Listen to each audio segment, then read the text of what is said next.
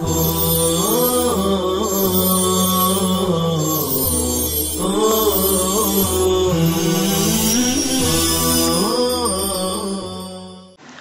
لله رب العالمين والصلاة والسلام على سيد الأنبياء والمرسلين سيدنا محمد وآله وصحبه أجمعين. بسم الله الرحمن الرحيم. وعن عبد الله بن عمرو بن العاص رضي الله تعالى عنهما قال، حضرت عبداللہ بن عمرو بن عاص رضی اللہ تعالی عنہما سے روایت ہے، مر علینا رسول اللہ صلی اللہ علیہ وسلم، کہ ہمارے پاس سے رسول اللہ صلی اللہ علیہ وسلم گزرے، وَنَحْنُ نُعَالِجُ خُصًّا لَنَا، جبکہ ہم اپنے چھپر کی مرمت کر رہے تھے، یعنی چھت کو درست کر رہے تھے. فقال، آپ صلی اللہ علیہ وسلم نے فرمایا، ما ھذا، یہ کیا ہے؟ فقلنا، ہم نے کہا، قد وہی، یہ فعل ہے، فنحن نصلحہ، یہ چھپر کمزور ہو کر گرنے کے قریب ہو گیا تھا، ہم اسے ٹھیک کر رہے ہیں. فقال، آپ صلی اللہ علیہ وسلم نے فرمایا، ما اری الامر الا اعجل من ذلك، میں تو معاملے یعنی موت کو اس سے بھی زیادہ قریب دیکھ رہا ہوں. خص جو حدیث پاک میں کہا گیا ہے، وَنَحْنُ نُعَالِجُ خُصًّا، خص سے مراد یا تو چھپر ہے یا وہ گھر ہے جو لکڑی اور کانوں سے بنا ہوتا ہے اور مٹی سے اسے لیپ دیا جاتا ہے، وہ مٹی کی لپائی ہی میں مصروف ہوں گے. آپ صلی اللہ علیہ وسلم کے ارشاد کا مطلب یہ نہیں ہے کہ مکان کی لیپا پوتی نہ کی جائے، بلکہ مطلب موت کی یاد دہانی ہے، تاکہ موت ہر وقت انسان کے سامنے رہے اور وہ کسی وقت بھی موت سے غفلت نہ برتے. وعن عبداللہ بن الشخیر رضی اللہ تعالی عنہ انہ قال، حضرت عبداللہ بن شخیر رضی اللہ تعالی عنہ سے روایت ہے، اتیت النبی صلی اللہ علیہ وسلم وهو یقرأ، کہ میں نبی اکرم صلی اللہ علیہ وسلم کی خدمت میں حاضر ہوا، وهو یقرأ الہاکم التکاثر، آپ الہاکم التکاثر تلاوت فرما رہے تھے. ترجمہ، تمہیں کثرت کی آرزو نے غفلت میں ڈال دیا ہے. قال، پھر آپ نے فرمایا، یقول ابن آدم مالی مالی، انسان کہتا ہے میرا مال میرا مال. وَهَلْ لَكَ يَا ابْنَ آدم مِّن مَالِكَ إِلَّا مَا أَكَلْتَ فَأَفْنَيْتَ، حالانکہ اے انسان تیرا مال تو صرف وہ ہے جو تو نے کھا کر ختم کر دیا. او لبست فابلیت، یا پہن کر بوسیدہ کر دیا. او تصدقت فامضیت، یا صدقہ کر کے آخرت کے لیے آگے بھیج دیا، چلا دیا. حدیث پاک میں اس بات کی ترغیب ہے کہ انسان کو اللہ نے مال و دولت سے نوازا ہو تو اسے زیادہ سے زیادہ اللہ کی پسندیدہ راہوں پر خرچ کرنا چاہیے، کیونکہ یہ صدقہ کیا ہوا مال ہی آخرت کے لیے ذخیرہ ہوگا، جہاں اس کو خرچ کرنے کا اجر و ثواب ملے گا. باقی جو مال وہ اپنے کھانے پینے اور لباس وغیرہ پر خرچ کرے گا، وہ سب اس دنیا ہی میں ختم اور بوسیدہ ہو جائے گا، اور آخرت میں اس کا کوئی حصہ اس کے کام نہیں آئے گا، یعنی خرچ کرنے کا اس کو کوئی فائدہ نہیں ملے گا.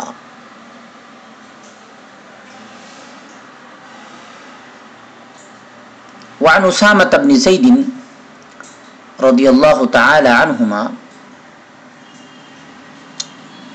عن النبی صلی اللہ علیہ وسلم قال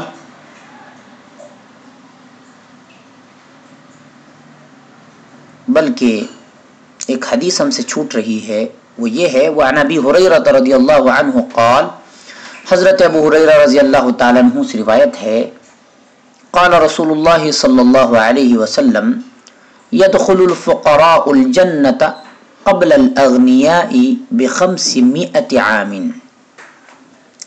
کہ رسول اللہ صلی اللہ علیہ وسلم نے فرمایا جنت میں فقراء مالداروں سے 500 سال پہلے داخل ہوگے، 500 سال پہلے داخل ہوگے۔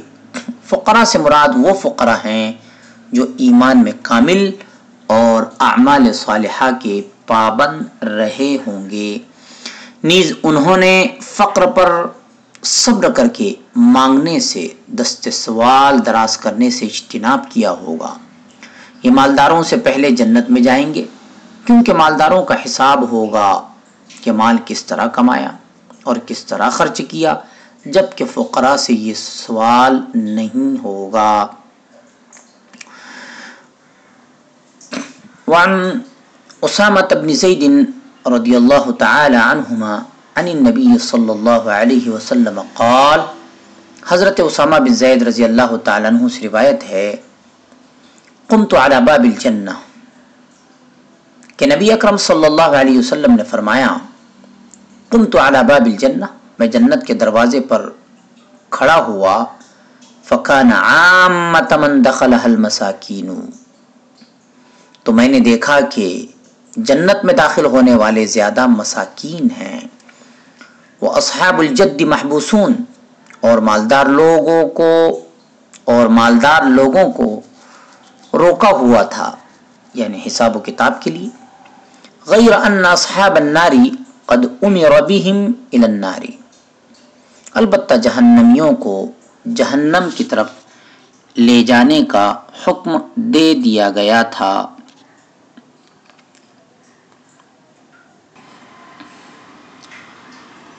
حدیث پاک کا خلاصہ یہ ہے کہ جنت دوزخ کے یہ احوال نبی صلی اللہ علیہ وسلم کو بذریعہ وحی بتلائے گئے، اور آپ صلی اللہ علیہ وسلم نے انہیں صیغہ ماضی سے بیان فرمایا، کیونکہ ان کا وقوع ماضی کی طرح یقینی ہے، یا کشف کے طور پر آپ کو ان کا مشاہدہ کروایا گیا۔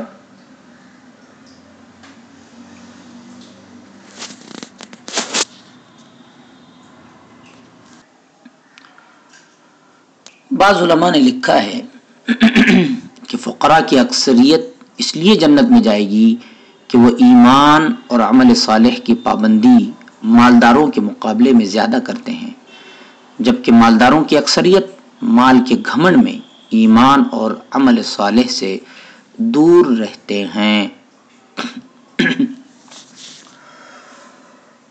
اوپر والی حدیث میں یہ کہا گیا تھا کہ فقراء جنت میں اغنیاء سے 40 سال پہلے داخل ہو گئے۔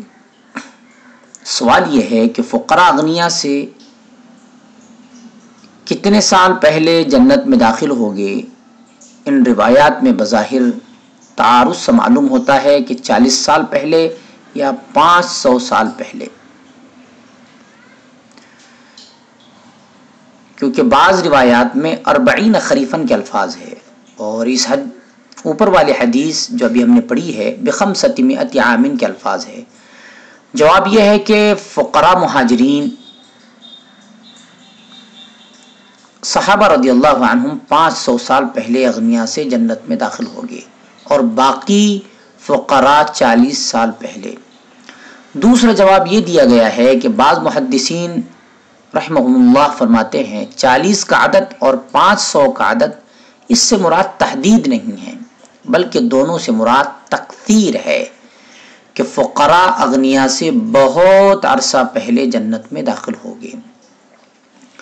تیسرا جواب یہ دیا گیا ہے کہ جس طرح آپ صلی اللہ علیہ وسلم پر وحی نازل ہوئی، آپ نے اس طرح وحی بیان فرما دیا۔ شروع میں آپ پر 40 سال والی وحی نازل ہوئی، اور پھر بعد میں 500 سال والی وحی نازل ہوئی۔ چوتھا جواب یہ ہے کہ وہ فقراء جن میں صبر و رضا علی التقدیر اور شکر کمال درجے کا ہوگا تو وہ 500 سال پہلے جنت میں داخل ہوگے، اور جن فقراء میں ان چیزوں میں کمی ہوگی وہ 40 سال پہلے جنت میں داخل ہوگے۔ اس آخری جواب کی تائید جامع اصول کے ایک حدیث سے بھی ہوتی ہے، جس میں آتا ہے دنیاوی لذتوں اور نعمتوں کے خواہش رکھنے والا فقیر حریص غنی سے 40 سال پہلے جنت میں داخل ہوگا۔ دنیاوی نعمتوں سے بالکل بے نیاز اور زاہد فقراء دنیا دار غنی سے 500 سال پہلے جنت میں داخل ہوگے۔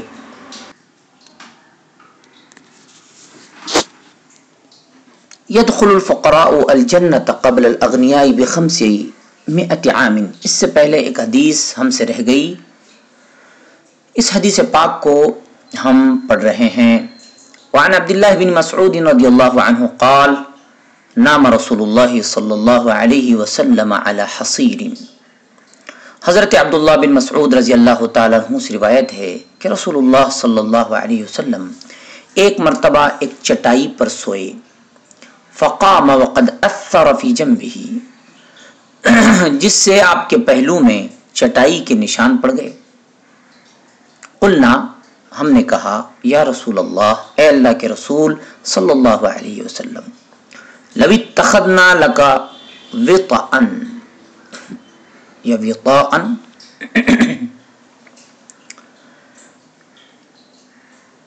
اگر اجازت دیں تو ہم آپ کے لیے ایک نرم گدا تیار کر دیں۔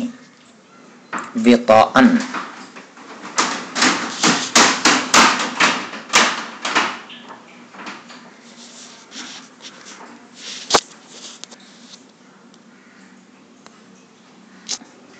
تو صحابہ رضی اللہ عنہم نے فرمایا لو اتخذنا لک وطاء، اگر آپ اجازت دیں تو ہم آپ کے لیے ایک نرم گدا تیار کر دیں۔ فقال، آپ صلی اللہ علیہ وسلم نے فرمایا، مالی ولی دنیا، مجھے دنیا سے کیا سروکار، یعنی مجھے دنیا کی کیا ضرورت۔ ما انا فی الدنیا الا کراکب استظل تحت شجرۃ ثم راح وترکها، میں تو دنیا میں اس سوار کی طرح ہوں جو کسی درخت کے نیچے سایہ حاصل کرنے کے لیے ٹہرا، پھر چل پڑا اور اس درخت کو چھوڑ دیا۔ اس حدیث پاک میں نبی صلی اللہ علیہ وسلم کے زہد کے علاوہ دنیا کی حقیقت ایک تمثیل کے ذریعے سے، ایک مثال کے ذریعے سے نہایت بلیغ انداز میں واضح کر دی گئی ہے۔ کاش لوگ اس حقیقت کو سمجھ کر دنیا کے ساتھ ایسا ہی معاملہ کرے جو اس حدیث کا مطلب ہے۔ باب فضل الجوع وخشونة العيش والاقتصار على القليل من المأكول والمشروب والملبوس وغيرها من حظوظ النفس وترك الشهوات، فاقہ، تنگی اور کھانے پینے اور لباس وغیرہ نفسانی لذتوں میں قناعت اور مرغوب چیزیں ترک کر دینے کی فضیلت۔ اعوذ باللہ من الشیطان الرجیم، بسم اللہ الرحمن الرحیم۔ قال اللہ تعالی فخلف من بعدهم خلف اضاعوا الصلاة واتبعوا الشہوات فسوف یلقون غیا۔ اللہ تعالی نے فرمایا، پھر ان کے بعد کچھ نالائق لوگ ان کے جانشین ہوئے، وہ نماز کو ضائع کرتے اور خواہشات کی پیروی کرتے ہیں۔ الا من تاب وآمن وعمل صالحا فاولئک يدخلون الجنة ولا يظلمون شیئا۔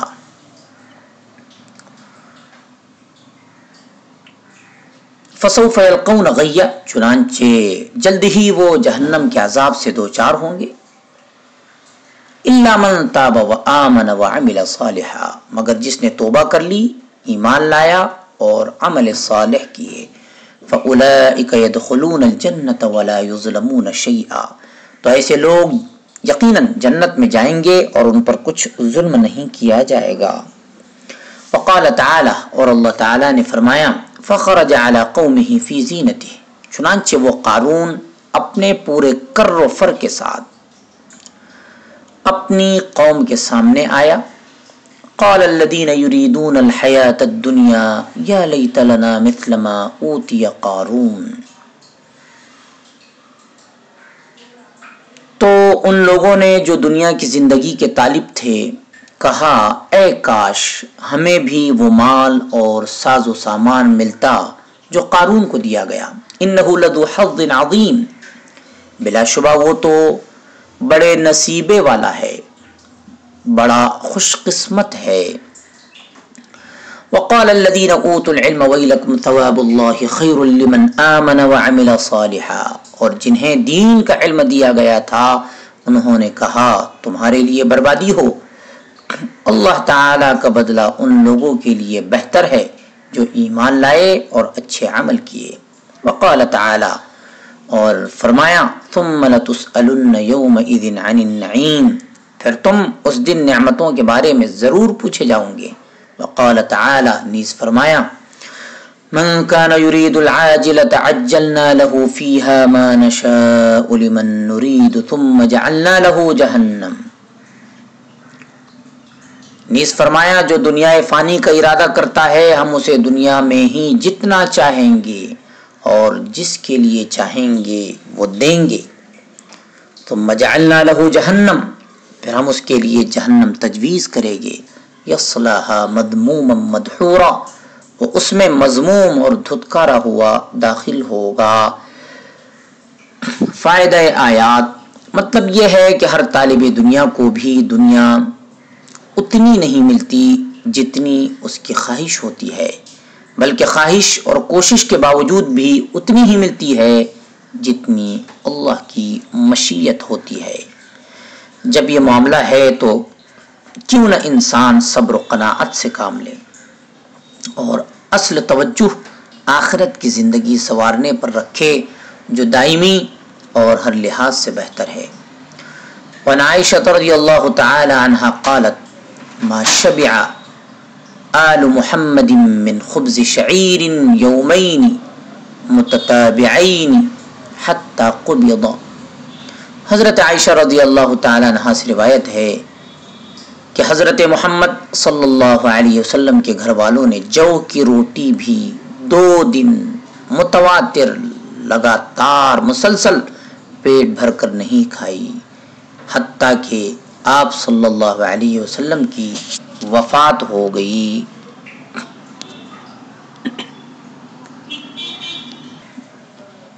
اس حدیث پاک میں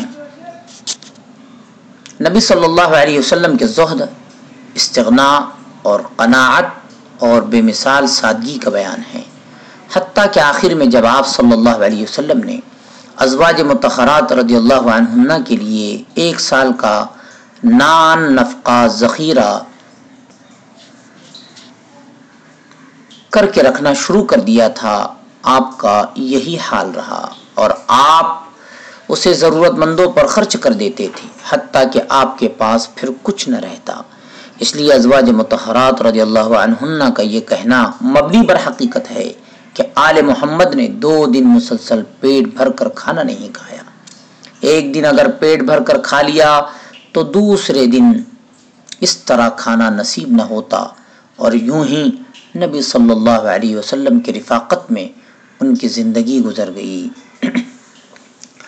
وعن عروة عن عائشة رضی اللہ تعالی عنہا انہا كانت تقول، حضرت عروہ کہتے ہیں کہ حضرت عائشہ رضی اللہ تعالی عنہا نے فرمایا، حضرت عائشہ رضی اللہ تعالی عنہا فرمایا کرتی تھیں، واللہ یا ابن اختی، اللہ کی قسم اے میرے بھانجے، ان کننا لننظر الى الہلال ثم الہلال ثم الہلال ثلاثة اہلۃ فی شہرین، کہ ہم چاند دیکھتے پھر ایک چاند پھر ایک چاند، یعنی تیسرا، 2 مہینے میں 3 چاند.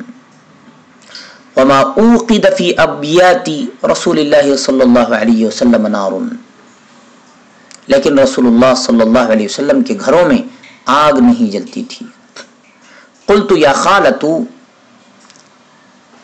میں نے کہا خالہ جان فما کان یعیشکم پھر آپ کا گزارا کس چیز پر ہوتا تھا؟ قالت الاسودان فرمایا دو سیاہ چیزوں التمر والماء کھجور اور پانی پر الا انه قد كان لرسول الله صلی اللہ علیہ وسلم جیران من الانصار البتہ رسول اللہ صلی اللہ علیہ وسلم کے بعض پڑوسی انصار میں سے تھے جن کے پاس دودھ دینے والے جانور تھے وکانت لهم منائح جن کے پاس دودھ دینے والے جانور تھے وکانوا یرسلون الی رسول اللہ صلی اللہ علیہ وسلم من البانها فیسقینا وہ رسول اللہ صلی اللہ علیہ وسلم کی خدمت میں ہدیے کے طور پر دودھ بھیج دیتے تھے، وہ آپ صلی اللہ علیہ وسلم ہمیں بھی پلا دیتے۔ حضرت عائشہ رضی اللہ تعالیٰ عنہ نے یہ بات شکوے کے طور پر بیان نہیں فرمائی بلکہ عبرت و موعظت کے لیے بیان فرمائی تاکہ لوگ بھی دنیاوی زندگی اس طرح سادگی کے ساتھ گزاریں۔ بالخصوص عورتیں اپنے خاوندوں کی حلال آمدنی کو سامنے رکھتے ہوئے اپنے گھر کا بجٹ اخراجات کا گوشوارہ تیار کریں اور خاوندوں پر زیادہ دباؤ نہ ڈالا کریں جس سے مجبور ہو کر وہ آمدنی کے حرام ذرائع اختیار کریں۔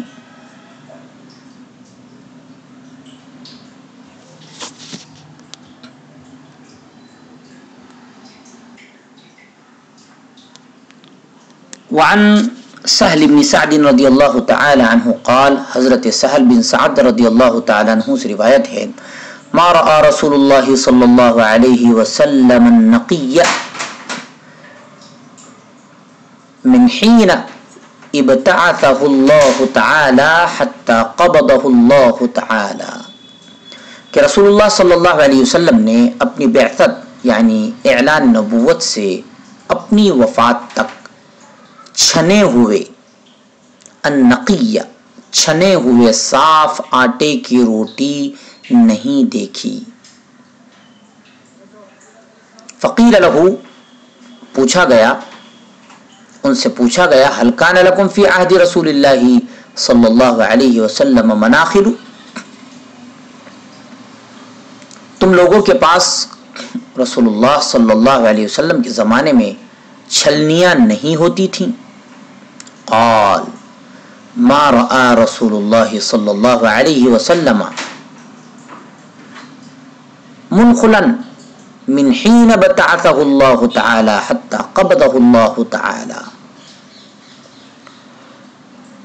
انہوں نے جواب دیا رسول اللہ صلی اللہ علیہ وسلم نے اپنی نبوت سے اپنی وفات تک کوئی چھلنی نہیں دیکھی۔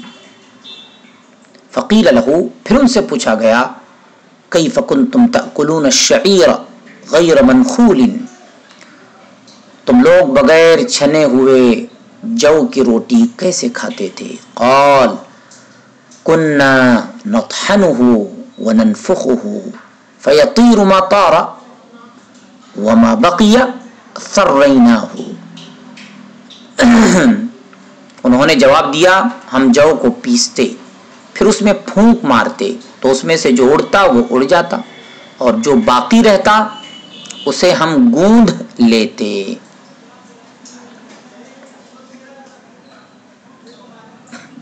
وعن ابی ہریرہ رضی اللہ تعالی عنہ قال خرج رسول اللہ صلی اللہ علیہ وسلم ذات یوم او لیلۃ حضرت ابو ہریرہ رضی اللہ تعالی عنہ سے روایت ہے کہ رسول اللہ صلی اللہ علیہ وسلم ایک دن یا ایک رات کو گھر سے باہر نکلے فاذا هو بابی بکر وعمر رضی اللہ عنہما تو حضرت ابو بکر و عمر رضی اللہ عنہما سے ملاقات ہو گئی۔ فقال آپ نے پوچھا ما اخرجکما من بیوتکما هذه الساعة تمہیں اس وقت کس چیز نے باہر نکلنے پر مجبور کیا؟ قالا دونوں نے کہا الجوع یا رسول اللہ بھوک نے اے اللہ کے رسول صلی اللہ علیہ وسلم۔ قال آپ صلی اللہ علیہ وسلم نے فرمایا وَأَنَا اس اللہ کی قسم جس کے ہاتھ میں والذی نفسی بیدہ، قال وانا والذی نفسی بیدہ، اس اللہ کی قسم جس کے ہاتھ میں میری جان ہے، مجھے بھی بھوک نے باہر نکالا ہے جس نے لأخرجنی الذی اخرجکما، مجھے بھی اسی چیز نے باہر نکالا ہے جس نے تمہیں باہر نکالا۔ گویا عبارت یہ ہوگی قال وانا والذی نفسی بیدہ لأخرجنی الذی اخرجکما۔ آپ صلی اللہ علیہ وسلم نے ارشاد فرمایا اس اللہ کی قسم جس کے ہاتھ میں میری جان ہے، مجھے بھی اسی چیز نے باہر نکالا ہے جس نے تمہیں باہر نکالا۔ اوما، چلو اٹھو، فقام معه، چنانچہ وہ دونوں بھی آپ کے ساتھ صلی اللہ علیہ وسلم چل کھڑے ہوئے۔ فأتى رجل من الانصار، آپ ایک انصاری آدمی کے پاس آئے۔ فإذا هو ليس في بيته، وہ اس وقت گھر میں موجود نہیں تھے۔ فلما رأته المرأة قالت مرحبا وأهلا، جب ان کی بیوی نے آپ کو دیکھا، آپ صلی اللہ علیہ وسلم کو دیکھا تو کہا خوش آمدید، مرحبا وأهلا۔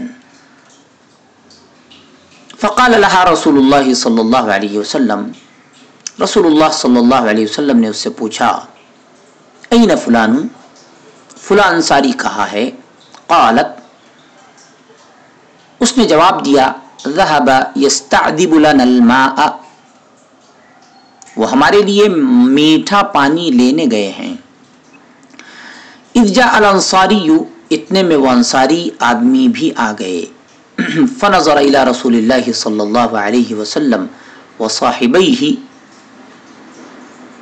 چنانچہ انہوں نے رسول اللہ صلی اللہ علیہ وسلم اور آپ صلی اللہ علیہ وسلم کے دونوں ساتھیوں کو دیکھا۔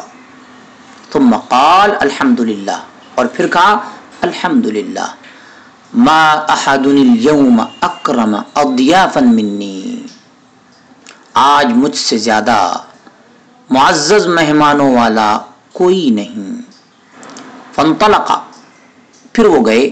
فجاءہم بعذق فیہ بسر وتمر ورطب، اور کھجور کا ایک خوشہ لایا جس میں گدری یعنی آدھی کچی، خشک اور تر کھجوریں تھیں۔ فقال، اور کہا کلو، کھائیں۔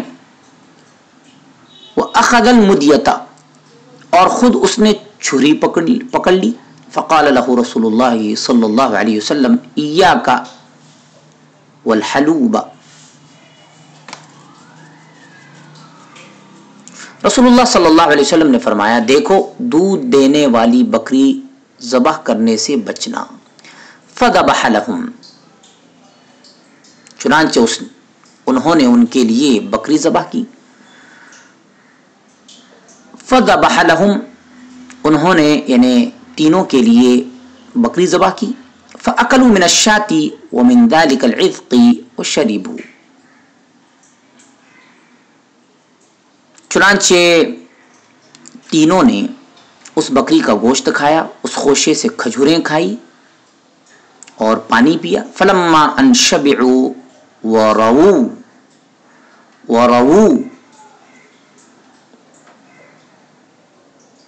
جب وہ شکم سیر اور سیراب ہو گئے، قال رسول اللہ صلی اللہ علیہ وسلم، قال رسول اللہ صلی اللہ علیہ وسلم لأبی بکر وعمر رضی اللہ عنہما، تو رسول اللہ صلی اللہ علیہ وسلم نے فرمایا قال رسول اللہ صلی اللہ علیہ وسلم، حضرت ابو بکر و عمر رضی اللہ تعالی عنہما سے،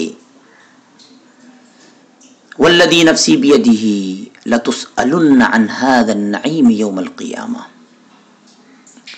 قسم ہے اس ذات کی جس کے ہاتھ میں میری جان ہے، قیامت والے دن ان نعمتوں کے بارے میں ضرور پوچھا جائے گا۔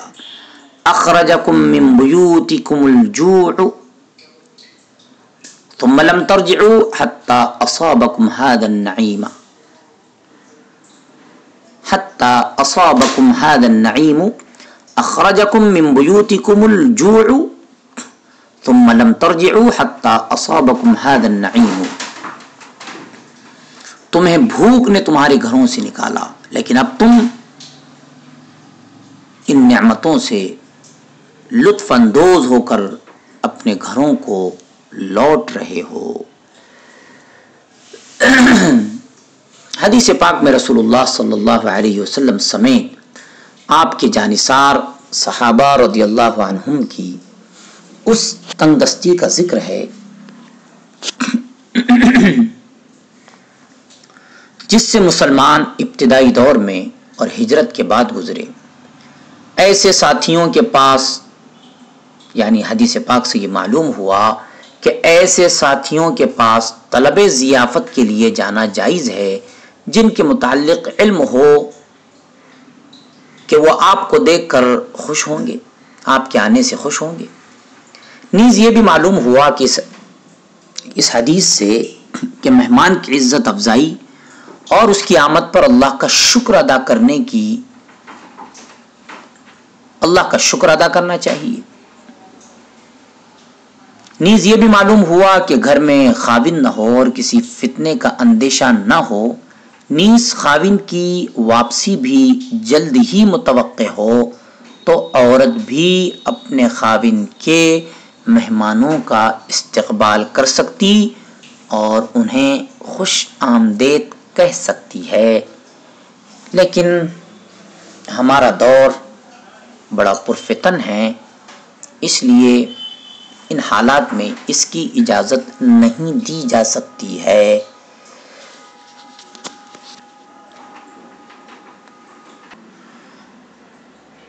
وصلی اللہ تعالی علی خیر خلقہ سیدنا محمد وآلہ وصحبہ اجمعین برحمتک یا ارحم الراحمین۔